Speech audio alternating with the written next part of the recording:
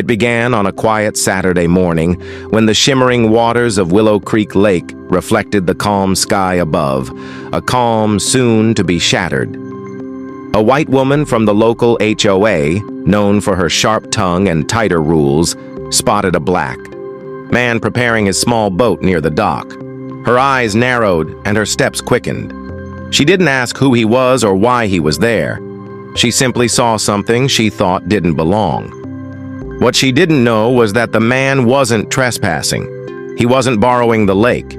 He owned it. Every ripple, every dock, every piece of shoreline. Willow Creek Lake wasn't just a beautiful stretch of water.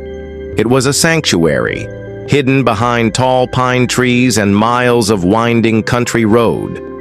Locals came here to fish, kayak, and picnic, but very few knew its true history.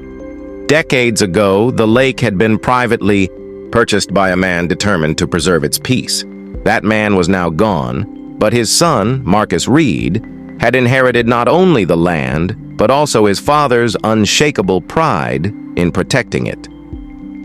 Marcus was quiet by nature, the kind of man who preferred the rhythm of paddles hitting water over the noise of neighborhood politics. He'd grown up visiting this lake every summer, learning every current, every hidden cove.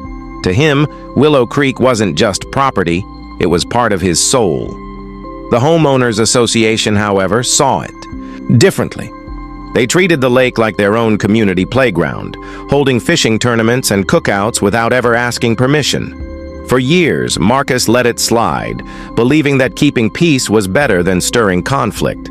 But lately, the HOA had grown bolder, even beginning to enforce rules on land they didn't own. On that morning, Marcus had planned nothing more than a peaceful day out on the water.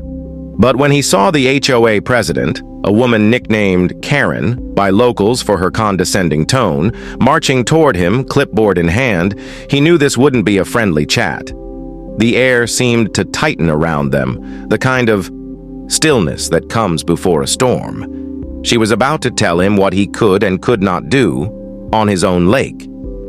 And that, Marcus decided, was the last time he would let anyone treat him like he didn't belong. Marcus had faced subtle prejudice before, but there was something uniquely sharp about the way Karen looked at him that morning. Her eyes scanned, his boat as if searching for evidence of wrongdoing. Her lips pursed in a way that suggested she'd already decided he was in the wrong. Without a greeting, she pointed to a laminated paper clipped to her board, a new HOA regulation stating that no boats could be docked without written approval. It would have been laughable if it weren't so insulting. This was his dock, his lake, his rules. Yet here she was, acting as though she was the sheriff of water she didn't own. Marcus felt a familiar burn in his chest, not from anger alone, but from the weight of years spent being treated like an outsider in spaces he had every right to occupy. Karen's voice carried across the water, loud enough for nearby residents to hear. "You'll need to move that boat immediately," she announced, as though speaking to a trespasser. Heads turned from the fishing pier. Conversations quieted. In that moment, Marcus wasn't just a man enjoying his property, he was a spectacle. He tried to respond calmly, but Karen interrupted, gesturing toward the HOA's fishing club members. "They've reserved the lake for a tournament today. You're in violation of our community rules." The audacity was staggering. Not only had they taken over his lake without permission, but they were now trying to eject him from it. Every instinct told Marcus to walk away, to avoid the scene she clearly wanted to create. But another voice inside reminded him that walking away was how situations like this kept happening. Silence was complicity, and he was done being silent. Marcus stood taller, letting his presence fill the space. "This lake," he began, making sure his voice carried just as far as hers, "is private property. My private property." The ripple that went through the small crowd was immediate. Karen froze for a moment, then recovered with a thin smile. "That's not possible," she said, her tone dripping with disbelief. But Marcus knew the truth was more than possible. It was undeniable. He had the deeds, the titles, and the legal rights to every square foot of the lake and surrounding land.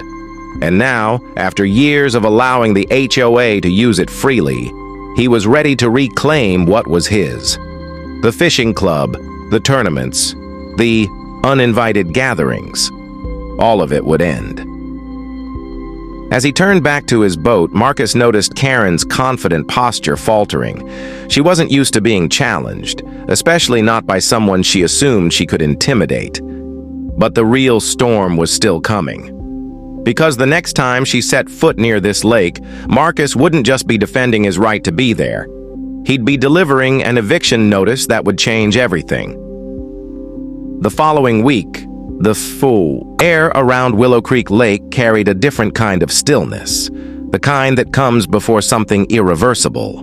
Marcus had spent days preparing, gathering every document, every photograph, and every legal record proving his ownership. This wasn't just about a personal insult anymore. This was about drawing a line that would never be crossed again. On Saturday morning, the HOA Fishing Club arrived as usual, unloading coolers, setting up tents, and chatting as though the lake was theirs by birthright. Karen, clipboard in hand, walked with her usual air of authority, issuing instructions like a general before battle. She didn't notice Marcus at first, standing at the dock in a crisp button-down shirt, a leather folder tucked under his arm. When their eyes met, the noise around them seemed to fade. Marcus stepped forward, his boots firm on the wooden planks, and handed her a sealed envelope. "Consider this formal notice," he said evenly. "Effective immediately. The HOA and its members are banned from all use of Willow Creek Lake and surrounding property. Trespassers will be prosecuted." Karen's face drained of color as she unfolded the letter, an official eviction notice backed by county records, property deeds, and a cease and desist order. She glanced at the crowd behind her, but the murmurs had already begun. Members of the fishing club read the photocopied notices Marcus had posted on the dock, their expressions shifting from confusion to disbelief. "You can't do this," Karen stammered, but her voice lacked its usual bite. Marcus met her gaze with a calm that came from certainty. "I already have," he replied. The moment hung in the air, the symbolic breaking of an unspoken, decades-old dynamic where entitlement had gone unchallenged. Karen turned sharply, but her authority had evaporated. One by one, the club members began packing up their gear, avoiding her eye. As Marcus watched them leave, he felt no triumph in the traditional sense, only the deep satisfaction of reclaiming what was his and refusing to be treated as a trespasser in his own home. The lake shimmered behind him, untouched and silent, as if it too understood the significance of the day. The week after the eviction, Willow Creek Lake was quieter than it had been in years. No clusters of lawn chairs lined the shore, no loudspeakers, blared announcements of fishing tournaments. The water moved in its natural rhythm, disturbed only by the soft ripple of Marcus's paddle. For the first time in a long while, the lake belonged entirely to its rightful steward. News of the eviction spread quickly through the community. Some applauded Marcus for standing his ground, finally putting an end to the HOA's overreach. Others whispered disapproval, claiming he'd been too harsh. But Marcus knew that those whispers came from the same mindset that had allowed people to believe they could dictate his place on his own land. He wasn't trying to punish anyone. What he wanted, what he had always wanted, was respect. Respect for property, respect for boundaries, and respect for the fact that ownership, like dignity, isn't defined by race or neighborhood politics. It's earned, and it's protected. Karen avoided the lake entirely after that day. Without the fishing club's access, the HOA's influence over the area began to wane. Marcus, meanwhile, continued to care for the lake as his father had taught him, trimming the shoreline, maintaining the docks, and ensuring the water stayed clean and alive. Every time he looked across the glassy surface, he was reminded that silence could be peaceful when it wasn't imposed by fear. For Marcus, the real victory wasn't in forcing the HOA out. It was in proving to himself, and to anyone watching, that he belonged. Not because of a deed in his name, but because no one has the right to decide who does and doesn't belong based on the color of their skin.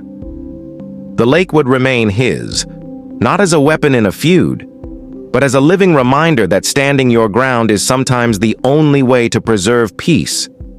And maybe, somewhere beyond Willow Creek, someone else would hear his story and remember, dignity is worth defending, no matter the cost.